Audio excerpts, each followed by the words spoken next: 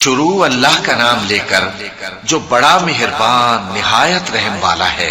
ستارے کی قسم جب غائب ہونے لگے کہ تمہارے رفیق یعنی ہمارے نبی نہ رستہ بھولے ہیں نہ بھٹکے ہیں اور نہ یہ خواہش نفس سے کچھ بولتے ہیں۔ یہ قرآن تو ایک وحی ہے جو ان کی طرف بھیجی جاتی ہے، ان کو نہایت قوت والے نے سکھایا یعنی جبرائیل نے جو طاقتور ہیں۔ پھر وہ پوری طرح بیٹھے جبکہ وہ آسمان کے اونچے کنارے پر تھے، پھر وہ قریب ہوئے، پھر مزید نیچے آ گئے تو وہ 2 کمان کے فاصلے پر ہو گئے یا اس سے بھی کم۔ پھر اللہ نے اپنے بندے کی طرف جو حکم بھیجا سو بھیجا۔ جو کچھ انہوں نے دیکھا ان کے دل نے اس کو جھوٹ نہ جانا۔ کیا جو کچھ وہ دیکھتے ہیں تم اس میں ان سے جھگڑتے ہو؟ اور انہوں نے اس کو یعنی جبرائیل کو ایک اور بار بھی اترتے دیکھا ہے سدرۃ المنتہا کے پاس۔ اسی کے پاس ہمیشہ رہنے کی بہشت ہے جبکہ اس بیری پر چھا رہا تھا جو چھا رہا تھا۔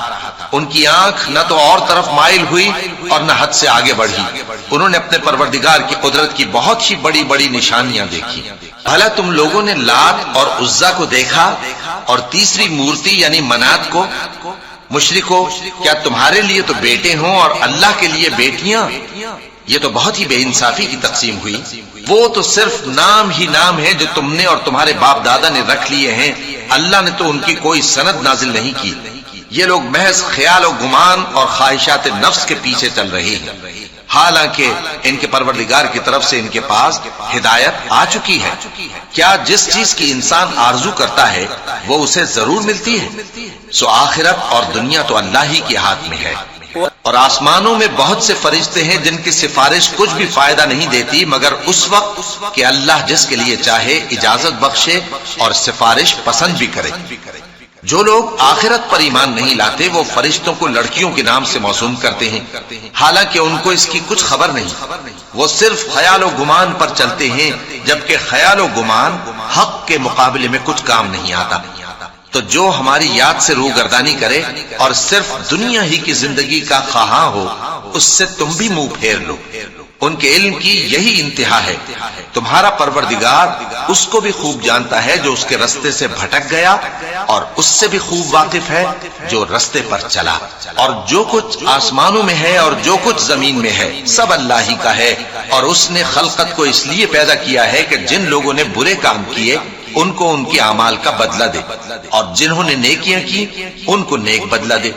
جو صغیرہ گناہوں کے سوا بڑے بڑے گناہوں اور بے حیائی کی باتوں سے اجتناب کرتے ہیں، بے شک تمہارا پروردگار بڑی بخشش والا ہے، وہ تم کو خوب جانتا ہے۔ جب اس نے تم کو مٹی سے پیدا کیا اور جب تم اپنی ماؤں کے پیٹ میں بچے تھے تو اپنے آپ کو پاک صاف نہ جتاؤ۔ جو پرہیزگار ہے وہ اس سے خوب واقف ہے۔ بھلا تم نے اس شخص کو دیکھا جس نے منہ پھیر لیا اور تھوڑا سا دیا پھر ہاتھ روک لیا؟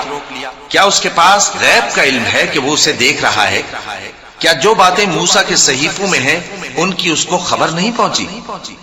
اور ابراہیم کے صحیفوں کی جنہوں نے حق کے طاعت اور رسالت پورا کیا وہ یہ کہ کوئی شخص دوسرے کے گناہ کا بوجھ نہیں اٹھائے گا، اور یہ کہ انسان کو وہی ملتا ہے جس کے لیے وہ محنت کرتا ہے، اور یہ کہ اس کی محنت کا جائزہ لیا جائے گا پھر اس کو اس کا پورا پورا بدلہ دیا جائے گا، اور یہ کہ تمہارے پروردگار ہی کے پاس پہنچنا ہے، اور یہ کہ وہ ہنساتا اور رلاتا ہے، اور یہ کہ وہی مارتا اور جلاتا ہے، اور یہ کہ وہی دونوں جوڑے یعنی نر اور مادہ پیدا کرتا ہے یعنی نطفے سے جو رحم میں ڈالا جاتا ہے، اور یہ کہ قیامت کو دوبارہ اٹھانا اسی کا ذمہ ہے، اور یہ کہ وہی دولت مند بناتا اور وہی مفلس کرتا ہے، اور یہ کہ وہی شیرا نامی تارے کا بھی مالک ہے، اور یہ کہ اسی نے عاد اول کو ہلاک کر ڈالا اور سمود کو بھی، غرض کسی کو باقی نہ چھوڑا، اور ان سے پہلے قوم نوح کو بھی۔ کچھ شک نہیں کہ وہ لوگ بڑے ہی ظالم اور بڑے ہی سرکش تھے، اور اسی نے الٹی ہوئی بستیوں کو دے پٹکا، پھر ان پر جو چیز چھا گئی سو چھا گئی۔ تو اے انسان، تو اپنے پروردگار کی کون کون سی نعمت پر جھگڑے گا؟ یہ پیغمبر بھی پہلے کے خبردار کرنے والوں میں سے ایک خبردار کرنے والے ہیں۔ آنے والی یعنی قیامت قریب آ پہنچی، اس دن کی تکلیفوں کو اللہ کے سوا کوئی دور نہیں کر سکے گا۔